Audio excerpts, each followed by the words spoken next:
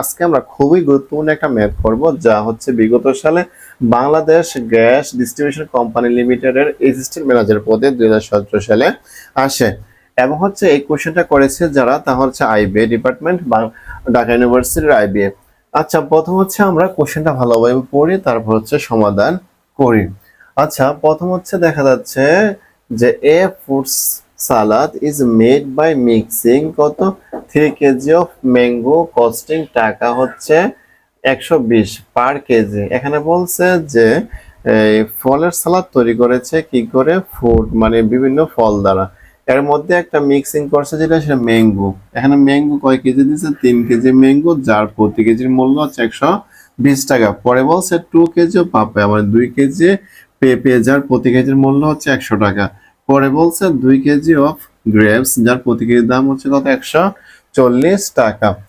At what price in টাকা per kg should be mixer be sold to make a profit of কত 25%? বলছে যে যদি 25% লাভে এই মিক্সারটা বিক্রি করে তাহলে কত টাকায় বিক্রি করতে পারবে, তাহলে সেটা এখানে জানতে চেয়েছে।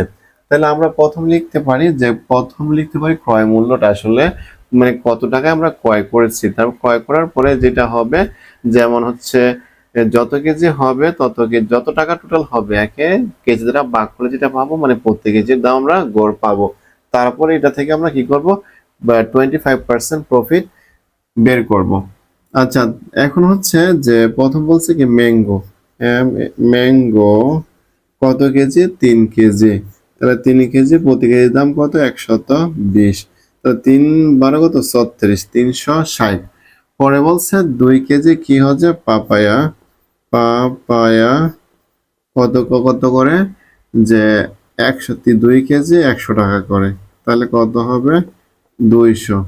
পরে আছে কি যে গ্রেপস, 2 কেজি কত, একটা হচ্ছে 2 কেজি 140 টাকা করে।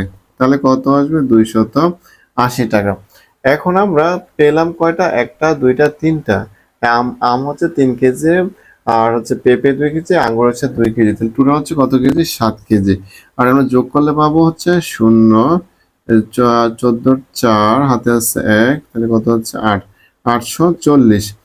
তাহলে 7 কেজি ফলের দাম হচ্ছে একত্রে কত টাকা, 840 টাকা। তাহলে 1 কেজি দাম কত হবে, 1 কেজি হবে 840 ভাগ হচ্ছে 7, 7 বারো কত 84, শূন্য আছে, তাহলে কত হবে 120।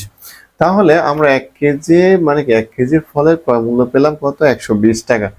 যদি আমরা 25% লাভে বিক্রয় করি তাহলে কত টাকায় বিক্রি করতে পারবো।